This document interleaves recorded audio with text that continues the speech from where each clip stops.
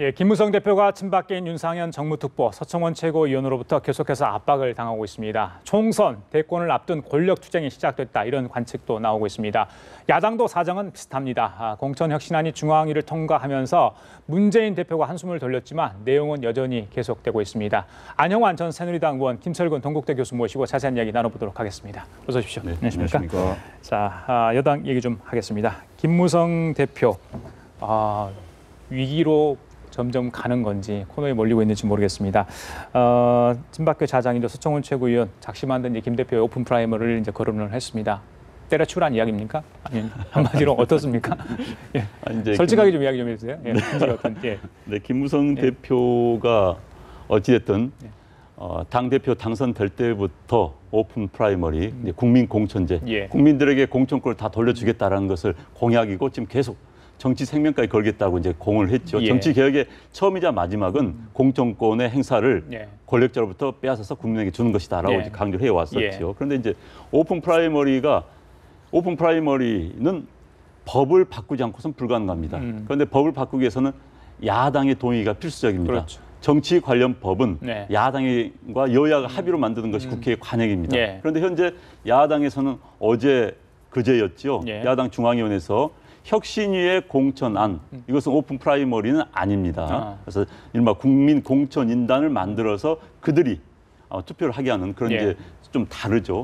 그게 이제 야당에서 일단 채택이 됐습니다. 그렇기 때문에 뭐 서청원 대표 입장에서 보면 뭐냐, 앞으로 어떻게 될 것이냐, 후속타는 뭐냐, 우리가 준비해야 되는 거 아니냐라면서 김무성 대표도 어떻게 할 것이냐 이제 질문을 던졌죠. 그런데 이제 그 결이 상당히 공격적인 그런 결이었기 때문에 이게 뭐 여권 내 권력투쟁에 가는 거 아니냐라는 이야기가 나오고 있는 것 같습니다. 그런데 이제 아직 국민 공천, 그러니까 오픈 프라이머리는 아주 완결된 건 아니고요. 야당도 재미있는 게 문재인 대표도 혁신안이 통과된 뒤에 원한다면은 오픈 프라이머리를 우리가 논의할 수도 있다고 지금 한자를 깔아놨습니다. 그리고 오늘 보도를 보면은 이종걸 원내대표가 오픈 프라이머리도 한번 해보자, 해볼 수도 있다는 것을 했기 때문에 아직 이 문제가 완전히 정리된 건 아니고요. 그래요? 야당의 태도를 보고 이게 완결될 건지 안 될 것인지 정말 두고 봐야 될 것 같습니다. 근데 야당에서는 전략 공천 30% 이야기가 계속해서 나왔던 게 사실 아니겠습니까? 근데 오늘 원유철 원내대표 또 다시 이제 야당에서 이게 뭐 아직 100% 국민 공천이 프라이머리가 오픈 프라이머리 어렵기 때문에 이거 다시 한번 오픈 프라이머리를 정리해야 되는 거 아니냐, 이런 이야기를 했거든요. 자, 근데 이 대목에서 왜 이런 이야기를 했을까? 그렇다 보니까 정치적으로 어떤 김무성 대표를 억제하기 위해서 나온 거다, 이렇게 해석할 수밖에 없다. 이게 좀 관측되고 있는 것 같아요. 새누리당 의원님 출신이었고 좀 유하게 말씀하신 것 같은데 사실상 전쟁이 시작된 거죠. 그러니까 당초 이제 총선을 앞둔 상황에 보통 당의 힘이 강해져서 당의 지도부가 공천에 영향력을 행사하는 경우가 많은데 지금 집권 후반기이긴 하지만 대통령의 지지도가 50%를 지금 넘어가는 상황이고요. 그다음 대통령이 임기 내에 내년 총선 말고는 다음 선거가 없어요. 이런 상황이기 때문에 대통령의 후계 구도와 임기 끝난 이후에 어떤 그 관리까지를 포함해서 박근혜 대통령의 어떤 구도가 있을 겁니다. 그러니까 이런 영향력이 당 내에 좀 스며들어가야 가는 건데 김무성 대표가 지금 주장하는 오픈 프라이머리를 하게 되면 그 영향력은 거의 제로에 가까운 상황이 됩니다. 그리고 더군다나 현역 의원들이 굉장히 유리한 구도이기 때문에 현역 의원들이 거의 받는 이런 상황이 연출되게 되거든요. 그렇다면 지금 현재 그 당내 구도로 보면 비박계가 훨씬 많은 거 아닙니까? 여러 번의 당내 선거에서 대부분 다 비박계가 승리하는 이런 구도인 걸 본다면은 박근혜 대통령으로서 굉장히 답답한 노릇 아닙니까? 그래서 이제 총선도 앞두고 있고 더군다나 그 마약 사이 이런 문제로 좀 휘청거리고 있는 상황에서 공격의 타이밍을 좀 잡은 거 아니냐. 그게 뭐 박근혜 대통령하고 논의가 돼서 꼭 그랬다기보다는 그 윤상현 정무특보가 먼저 그것을 얘기를 하고 이심전심으로 지금 서청원 최고위원까지 나서서 그 김무성 대표를 옥죄고 있는 거고, 사실은 김무성 대표의 영향력을 축소시키거나 최악의 경우에는 김무성 대표를 바꿀 수도 있는 이런 것까지도 고민하지 않겠느냐는 생각이 들어요. 그래서 여권 내의 전쟁은 시작됐다. 그것이 오픈 프라이머리라는 게 있지만 그게 이제 여야 합의를 해야 되는 상황입니다만은 결국은 현실적으로 지금 어려운 상황이에요. 사실 합의가 거의 물 건너간 거 아니냐라는 게 대체적인 여의도의 그 정가의 판단이거든요. 전쟁이 시작될 때까지 했습니다. 윤상현 정무 특보에 지난번에 이제 4선 이상 친박계 의원들 뭐 대권 주자로 나올 수 있다 이런 약간 뉘앙스인데 본인도 약간 부인을 했었죠. 오해가 있는 부분이 있는데 자 전반적인 분위기는 김무성 대표가 절벽으로 점점 밀려나는 분위기 아니겠습니까? 예. 자, 어느 정당이나 예. 선거를 앞두고 특히 공천을 앞두고는 분란이 일어납니다. 아, 그래. 특히 뭐 과거에 YSDJ 이른바 김영삼 전 대통령, 김대중 전 대통령처럼 완전히 당을 장악하고 있는 정말 일당 독재형 정당에서는 이런 이야기가 없습니다. 그렇지만은 뭐 야당이나 여당이나 당 대표 그런 시대는 아니기 때문에 예. 그렇다면 공천을 둘러싸고는 이야기가 나올 수밖에 없는 겁니다. 예. 게다가 이제 어찌됐든 친박과 비박이란 저는 사실 이제 그 친박이란 것도 상당히 현재 언론이 보는 것만큼 그렇게 크게 예. 조직적인 전 않다고 봅니다. 아. 사실 이제 언론이라는 게 친박과 비박의 균형을 좀 맞춰야지 이야기가 됩니다. 예. 언론 표현대로 하면은 그렇죠. 그리고 관심을 끌 수 있기 때문에 예. 저는 새정치연합 내 친노 비노도 사실 비노는 그렇게 큰 세력이 친노에 견줄 만큼 큰 세력이 아니라고 보는데 어쨌든 언론을 써야 되는 겁니다. 쓰고 그러다 보니까 약간 확대해서 확대 포장되는 부분이 있다고 일단 하고요. 그러나 어찌됐든 공천을 앞두고는 이해관계가 엇갈린 부분이 분명히 있습니다. 아. 또 하나는 개인 의원들의 이해관계가 분명히 생깁니다. 그렇죠. 예. 그 세력 전체 이해관계뿐만 아니라 개인 의원들의 이해관계. 뭐 윤상현 의원 같은 경우는 예. 분명히 뭐 많은 언론 지적을 하고 있습니다. 자기 과시. 이번 기회에 김무성 대표에 대해서 계속 공격을 함으로써 마치 김무성 대표의 대적할 사람은 나다라는 식의 인상을 굉장히 주고 한 일정 부분 성공을 했습니다. 그럼 뭐 자기 위주의 정치인 투기지 그런 것도 나타날 수 있는 거고요. 그런데 이제 저는 마치 이제 음모론이 이야기하는데 기획설요? 그렇죠. 기획설. 그런데 음모론 하면은 뭐지 굉장히 많이 알고 정보도 많이 있고 예. 뭐지 굉장히 깊은 고민을 한 사람처럼 느껴집니다. 예. 그런데 상당수의 음모론은 우리 정치판의 먼 훗날 보면은 예. 음모론이 아니라 그때 우연인 사안들을 몇 개 겹치다 보니까 예. 해석을 그렇게 했을 경우가 많아요. 예. 저는 이번 상황이 기획성이 아닌지 잘 모릅니다. 솔직히 모르는데 그러나 다른 사람이 아니라 바로 그 윤상현 정부 특보 입에서 나왔기 때문에 더 그런 거 그렇죠. 그런데 아니겠습니까? 이제 저는 대통령이 예. 박근혜 대통령이 이것을 기획을 해가지고 자 뭐 윤상현 의원 이번에 당신 이런 말 하시오, 서청원 대표 이런 말 하시오. 저는 했다고는 저는 그렇지는 생각지 않습니다. 않습니다. 예, 왜냐하면 예. 지금 청와대는요 4대 개혁 문제에 매달려 있습니다. 정말 마지막 기회입니다. 4대 개혁을 했습니다. 예. 그런데 당과의 싸움을 벌였다. 그래서 김무성 대표가 만약 여기서 협조를 하지 않고 예. 나선다 하면 국회 통과가 안 돼요. 4대 개혁 자체가 좌절될 수밖에 없습니다. 예. 그렇기 때문에 지금 청와대발 그것은 전혀 아니고 예. 아마 친박계 내에서 그런 이야기가 있었을지 모릅니다만은 상당 부분은 개인적인 이해관계 예. 또는 이번 공천에서 내 지분을 조금 더 확보하겠다는 그런 움직임이 아닌가 싶습니다. 예. 지난번에 그 사위 마약 논란 이후에 김무성 대표가 언론으로도 조금 이렇게 조명을 덜 받고 있는 상황 아니겠습니까? 그렇다 보니까 윤상현 정무특보가 했던 그 다음 대권 주자 이 얘기들과 연관시켜서 자 이제 대권 주자에서 물러나고 아니 다른 사람이 부각될 가능성이 있다. 그 중에 이제 몇 명을 언론들이 많이 거론했습니다만 교수님 보시기에 자 적합한 그 여당 내의 인물들 어떻게 보십니까? 지금 나온 인물들에 대해서는. 근데 보통 이제 여당의 그 후보들 보면 뭐 구룡, 뭐 심룡, 뭐 11룡 뭐 이렇지 않습니까? 보면은. 예. 근데 그 김대중 대통령 때도 보면 당시에 대세론을 이루고 있던 게 이인재 후보, 이인재 의원이었죠. 그리고 당시 11등, 12등 하던 거의 꼴찌 있던 노무현 후보가 결국은 대통령 후보가 됐고 대통령이 되는 이런 대역전극이 일어나기도 하고요. 근데 그게 이제 보통의 그 진보 진영이 그렇다면 보수 진영은 대체로 또 처음 부각된 사람이 그대로 가는 경향이 좀 많고 이런 겁니다만 예. 지금 현재로서는 알 수 없는 겁니다. 사실 알 수 없는 거고 예. 대통령 입장에서 보면 당내에 유력 주자가 딱 한 명이 생기는 상황이 되면 대통령으로서는 임기 후반기에 굉장히 괴롭습니다.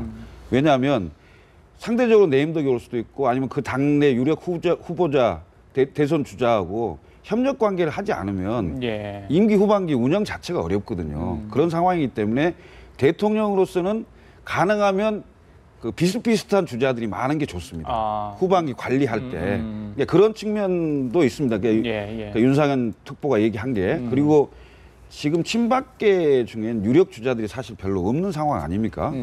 그래서 이제 뭐 사선이 되는 영남권, 충청권 얘기도 했지만 실제로는 저희 우리 언론에도 상당히 많이 그 나오고 있습니다만 반기문 사무총장 설이 꾸준히 나오고 있죠. 여전히 굉장히 유효하고 가장 파괴력이 큰 카드일 가능성이 있다 이런 생각이 좀 들고요. 그래요. 지금 뭐 음모론 얘기를 자꾸 이제 좀 나오는데 사실은 이제 음모론이 나올 수밖에 없었던 게 박근혜 대통령이 그 취임한 이후에 몇 사람이 이제 그 소위 말하는 찍혀 나가는 상황을 보면 최동욱 검찰총장 같은 경우에도 혼외자 문제가 흘러 나오면서 결국 찍혀 나갔고요. 그리고 그 유승민 원내대표 같은 경우도 그 이제 박근혜 대통령이 직접 국무회의 석상에서 발언을 해서 뭐 나간 케이스고요. 예. 지금 그래도 명색이 당 대표 아닙니까? 김무성 당 대표가 전당대회를 통해서 그 대표에 취임해서 이렇게 쭉 해온 상황이기 때문에 예. 이걸 그런 방식하고는 다르게 갈 수밖에 없는 거 아니냐. 그래서 그 당내에서 김무성 대표의 영향력을 축소시키고 끝내는 힘을 못 쓰게 하거나 예. 바꾸거나 예. 이런 것들이 점점 뭔가를 흘리는 상황으로 그래요? 이런 음모론이 퍼지는 건데 사실 이게 현실화될 수도 있다라고 보이는 게 예. 지금 윤상현 정부 특보가 대권 후보 불가론 비슷하게 얘기를 했죠. 예. 예. 그다음에 당내 그 서청원 최고위원이 아니 오픈 프라이머리 갖고 정치 생명을 건다는데 예. 지금 여야 합의도 안 되고 사실상 오픈 프라이머리가 안 될 것 같은데 예. 예. 김무성 대표 당신 어떻게 할 거예요? 정치 생명 어떻게 할 거예요? 예. 이렇게 지금 압박하는 상황이 돼버린 거 아닙니까? 예. 예. 예, 아니, 예. 김무성 대표는 지금 사실은 조금 이렇게 반박하는 수위가 많은 분들이 좀 낮는 거 아닌가. 더 강하게 뭔가를 어필을 해야 될 거 아닌가. 억울한 부분이 있으면 이런 얘기도 나오던데 그 부분은 어떻게 보세요? 글쎄요, 뭐 예. 지금 당 대표가 예. 반박을 하면은 예. 당이 어떻게 되겠습니까? 예. 권력 싸움으로 내비쳐질 수밖에 없는 거고, 그다음에 이제 지금 공격을 하는 분은 뭐 윤상현 의원, 그다음에 실체가 없는 이른바 기획설 예. 이런 것에 대해서 반박할 수는 없는 거죠. 게다가 지금 이제 정기국회 앞두고 예. 오늘도 보니까 많은 언론에서 그만 싸우라. 야당 싸우는 것도 보기 싫은데 여당까지 싸울래. 예. 라는 보도가 지금 나오고 있습니다. 그래서 대표가 나서서 뭐 싸울 수는 없는 거고요. 그렇기 예. 때문에 어제 보도도 보면은 뭐 누구 싸우려고 측근들 싸우려고 했는데 김무성 대표가 말렸다는 이런 보도도 나오고 그래요? 있습니다. 그래서 굳이 싸울 이유는 없고요. 예. 그다음에 이제 이 부분은 오픈 프라이머리 문제가 아직 정리가 안 됐습니다. 사실 야당만 보고 있는 겁니다. 오픈 프라이머리 문제는 법을 받게 된 문제이기 때문에 앞서 예. 이야기했지만은 야당 내에서 지금 끝이 종결점이 아니에요. 야당에서 자 오픈 프라이 우리는 못합니다. 이번 공천안 혁신위에 공천한데 우리는 결정됐습니다라고 예, 하면은 예. 이제 정리하고 가는 그렇죠. 겁니다. 예. 그런데 뒤를 흐려놨어요. 그렇지만은 뭐 원한다면은 예. 뭐 원한다면 오픈 프라이머 할 수도 있다. 예. 그다음에 뭐 지금도 뭐 이석현 뭐 부의장이신가요? 예. 이런 분들이 오픈 프라이머 해야 된다고 주장을 하고 있는 겁니다. 그렇습니다. 그래서 아직 상존해 있는 문제이기 때문에 이게 이야기를 정리를 할 수가 없는 겁니다. 그래요? 그래서 오픈 프라이머 아예 안 된다면 그때부터는 새로운 방법을 놓고 논의를 하고 예. 뭐 친박이든 비박이든 당내 이제 논의가 시작이 되겠죠. 그래요. 총선이 한 7개월밖에 안 남았는데 오픈 프라임 문제는 계속 이슈가 될 것 같습니다. 자, 대권을 주자 차기 대권을 가리는 대통령 선거도 2년 3개월 정도 남았는데 일각에서 이제 황교안 총리 이야기를 해요. 이게 테스트 중이다 이런 이야기 있는데 그 부분에 동의를 하세요? 어떻게 보십니까? 뭐 그럴 수도 있습니다. 지금 내 총리 출신 대통령은 뭐 최규하 대통령 말고는 없었죠. 그러니까 직선제 이후에는 없었고 그렇죠. 상당히 총리를 지내고 나면 그 대권 후보, 그러니까 대권 주자 반열에 이제 오르게 되는데 예. 후보가 됐던 케이스가 이제 이해창 전 총리고요. 근데 후보가 되려고 했던 분들이 이해찬 총리, 한명숙 전 총리, 예. 그다음에 뭐 고건 전 총리, 이용구, 이수성 전 총리, 예. 뭐 이런 분들이 많이 거론이 됐어요. 근데 단 한 번도 대통령이 된 적은 없고 예. 그 후보가 된 케이스가 이해창 전 총리만 된 건데요. 그 행정의 그 각부를 통할하고 국정 운영의 경험이 있기 때문에 예. 충분히 대통령이 될 만하다. 아. 뭐 이런 건 있지만 예. 실제로 그 행정부만 통할하는 게 아니잖아요. 그러니까 대통령이라는 게 예. 그러니까 정치, 입법 전부 다 그 사회 전 분야를 관장하는 부분이기 때문에 예. 총리를 했다고 해서 바로 대통령으로 갈 수 있겠느냐. 물론 박근혜 대통령 입장에서는 예. 황교안 총리가 굉장히 좋아 보이지 않겠습니까? 예. 법무부 장관도 잘 수행을 했고 예. 지금 총리로서도 뭐 대통령 입장에서 본다면 잘 수행하고 있는 거기 때문에 예. 충분히 테스트하고 또 앞으로 아. 내놓을 카드 중에 하나일 수도 있다. 이렇게는 보입니다. 알겠습니다. 그런데 이제 예. 역대 총리 후보들 가운데서 현재 거론됐던 뭐 고건, 이해찬 이분들은 다 대통령과 순응했던 대통령이 키워내렸던 사람입니다. 예. 그런데 그분들은 다 결국은 중도 자질했습니다. 그렇죠. 그렇지만 대통령과 각을 세웠던 사람만 한 명 살아남았어요. 예. 이해창 후보, 대선 후보 총리는 대통령과 각을 세워서 일어났습니다. 그럼 현재 역대 그 그러왔던 케이스들을 본다면은 황교안 총리도 예. 대통령과 각을 세워야만이 올라갈 수 있다는 소리인데 그게 가능하겠습니까? 그건 어렵겠네요. 그게 어렵습니다. 그게 중요한 지적을 하셨는데 쉽지가 않아요. 예, 알겠습니다. 자, 우리 교수님 나왔으니까 야당 이야기 안 할 수 없죠. 오늘 이제 중진 모임 문재인 대표 만났어요. 단도직으로 저 여쭤볼게요. 재신임 투표 이 대목에 혁신안 통과됐는데 해야 된다고 보십니까? 근데 하나하나 똑같습니다. 그래요? 예. 어떤 의미는? 그건? 무슨 얘기냐면 이제 예. 혁신안이 통과되는 과정에서 별로 이렇게 원활하지가 않았어요. 그러니까 뭐 문재인 대표는 만장일치로 통과됐다 해서 뭐 이렇게 하는 거지만 예. 사실 또 반대쪽에서는 아니, 무슨 소리냐, 뭐 회의 진행도 만만치 않았고 공개적 뭐 그냥 비밀 투표 하자는 것도 안 했고 다 일방적으로 처리해놓고 그렇게 할 수가 있느냐, 이런 게 지금 계속 공존하고 있는 상황이고요. 예. 이 상황에서 그럼 이것을 완전히 말끔하게 처리하기 위해서 재신임 투표를 강행하겠다. 문재인 대표는 그렇게 얘기를 했고 중진들은 그렇게 하면 분란이 더 커질 것이다. 이런 게 지금 그 의견 교환을 하고 있는데 실제로는 고심해 보겠다 이제 이렇게 언론에 나오고 있어요. 근데 정치적으로 어떤 그 재신임 문제를 해결할 가능성은 있습니다. 현실적으로 보면 예를 들면 지금 이제 나온 안들이 국회의원, 당무위원 연석회의에서 그 재신임안을 처리하자 이런 취지인데 그럼 결국은 그 당원과 국민들의 어떤 여론조사 투표는 없어지는 상황이죠. 그런데 이제 중요한 것은 재신임 투표를 한다고 해서 분란이 없어지고 안 한다고 해서 분란이 있고 뭐 이런 건 아닙니다. 그래요? 이미 중앙위원회 안으로 중앙위원회가 사실은 문재인 대표의 재신임과 연결되면서 당대표직을 유지하냐 유지하지 않느냐 이게 쟁점이 됐죠. 그렇지만 혁신위원회 안을 보면 지금 혁신위원회가 그 가동하기 전보다 혁신위원회 끝난 이후에 문재인 대표의 권한이 엄청나게 강화됐습니다. 맞습니다. 그러니까 선출직 공직자 평가위원회 위원장을 당대표가 임명하고 전략공천심사위원회 위원장을 당대표가 임명하고 그다음에 국민공천단을 만드는데 국민공천단 구성에 관련된 세부 규칙이 나오게 되면 그걸 관리하는 사람도 당대표가 임명하는 상황이 될 거 아니겠습니까? 권한이 강화됐죠. 그러면 이건 지금 사실상 제왕적 총재로 획입니다.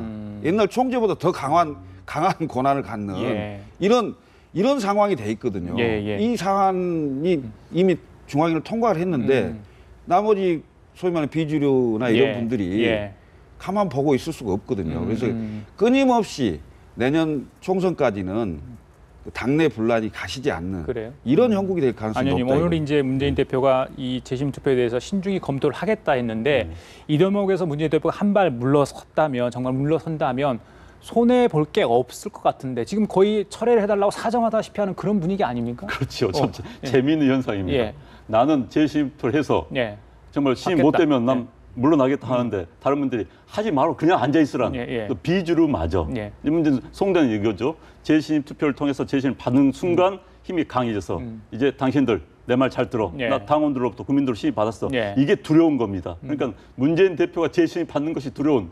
어떤 의미에서 본다면 재신임에서 떨어져서 문재인 대표를 당에 끌어내리기 위해서 노력을 해야 될 것 같음에도 불구하고 그러지 않고 재심 받지 않고 그냥 이대로 갑시다라고 하는 야당의 굉장히 이중적인 그야말로 비주류가 읍소하는 형이 돼버렸습니다. 그래서 이제 문재인 대표는 오케이 내가 그러면 세게 하지 않고 그냥 이대로 갈 수도 있어 라면서 좀 약간 꼴려 내린 거거든요. 그래서 특히 이제 그 당 중앙위원회에서 통과됨으로써 문재인 대표는 실질적으로 신임을 받은 거나 마찬가지입니다. 또 하나는 중앙위원회에서 새 대결에서 완벽하게 현재 주류 친노 세력이 압도적으로 높다는 것을 보여주고 노출시켜버린 겁니다. 그렇다면 비주류에서도 사실 할 말이 없는 거죠. 그래서 이제 문재인 대표는 한결 여유가 있었기 때문에 이제 오히려 선택지가 넓어졌습니다. 재신임을 받아가지고 그냥 세게 압박을 할 수도 있고 아니면은 포용력을 있게 안고 가면서 그래 이건 넘어갑시다 하면서도 그래서 문재인 대표가 웃으며 카드를 갖게 됐다. 그렇기 때문에 그 여유 있는 이야기가 나올 수 있는 것 같습니다. 알겠습니다. 재신임 투표 여부는 이번 주말에 좀 고비가 될 것 같습니다. 지금까지 안영환 전 새누리당 의원 김철근 교수였습니다. 말씀 잘 들었습니다. 감사합니다.